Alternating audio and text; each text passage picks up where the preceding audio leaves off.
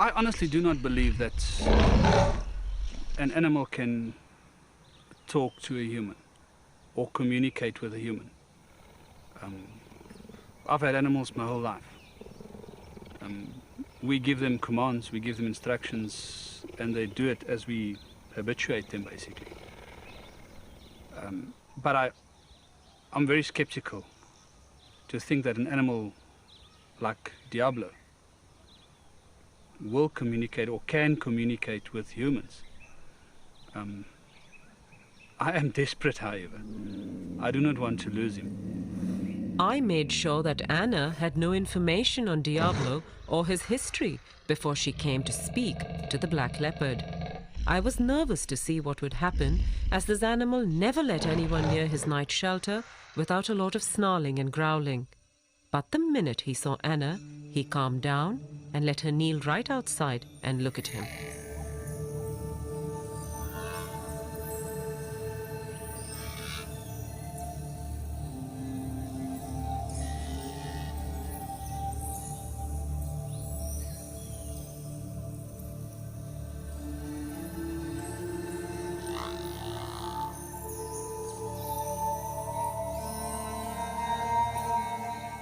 This beautiful black leopard that you've asked us to communicate with is very overawed by his new surroundings, having come from a very cramped and stressful place for him.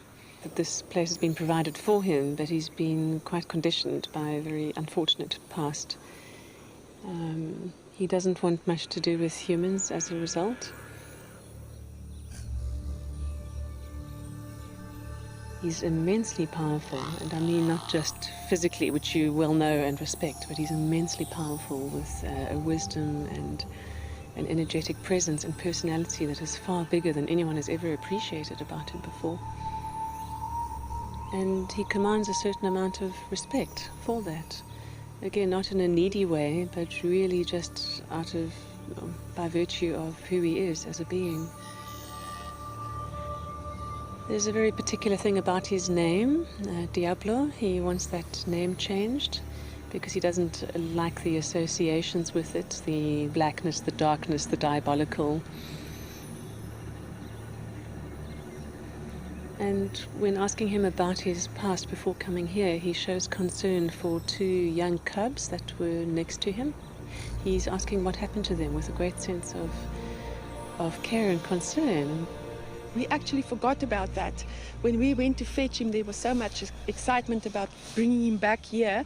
It actually slipped my mind until she said, he asked about the two cubs, and then we've remembered there were two little young leopard cubs next door to him that came from Rustenburg, and they were sort of semi-wild. They weren't hand-reared, and it just slipped my mind. And when they talked about it, I couldn't believe. I actually did believe it. I mean, then I really believed that they were communicating. And she communicated with him, and when we spoke to her and she relayed all the information back to us, firstly I didn't believe her.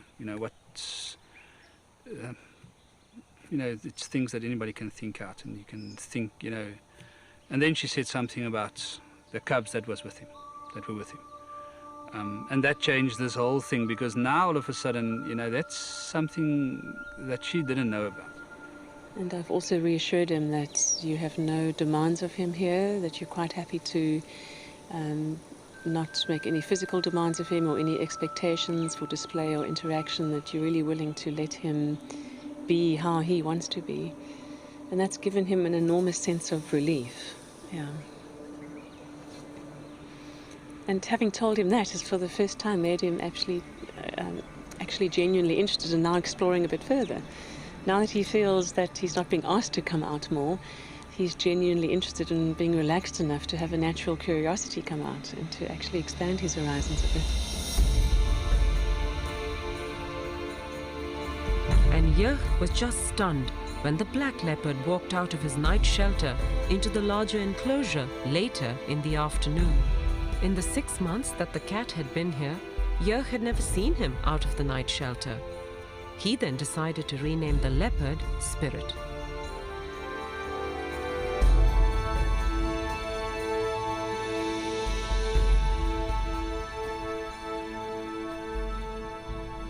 We told him that same afternoon that we're not going to call him Diablo anymore.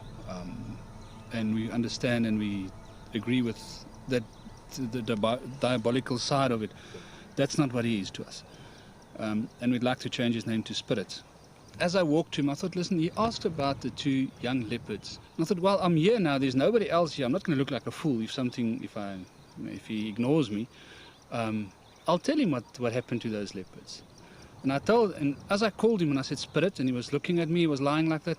I said, with regard to the 2 little leopards, I just want to assure you and I want to tell you that they're safe. And I couldn't help it. I just said to him, wow, you're beautiful. Beautiful. Oh, that's mooi. That's mooi. And he gave me that, oh. And I thought, what's happening here? And I said to him, you understand what I'm telling you if I say to you that you're the most stunning cat? Oh. And I spoke to him and he answered me about 19 times. And he just sat there and he was totally relaxed. It's the first time since we had him that I felt at ease with him. I felt that he was relaxed and he understood me. It was, to say that I don't know what it feels like for him. For me, it was the most amazing moment. Later that afternoon, Anna came back to check up on Spirit and to see how he was doing. I'm asking him now about how he experienced the communication from Jochen through the fence. And he said it's the first time that someone has directly expressed to him verbally appreciation for who he really is, not how they see him to be.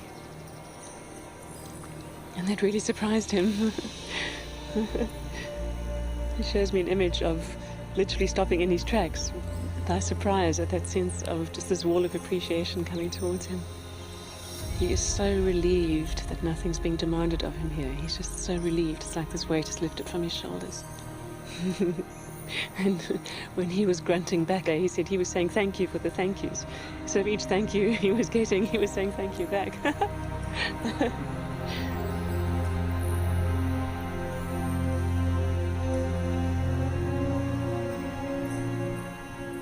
Is there anything you'd like to say about that feedback?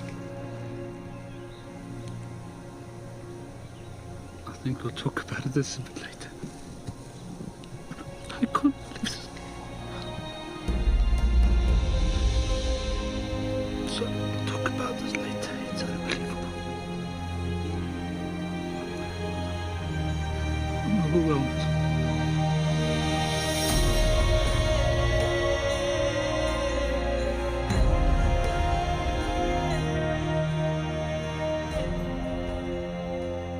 It's 2 different animals.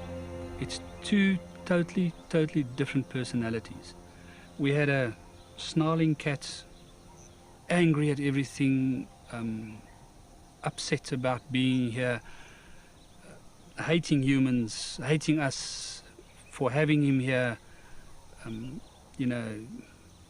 ready to kill in an instant.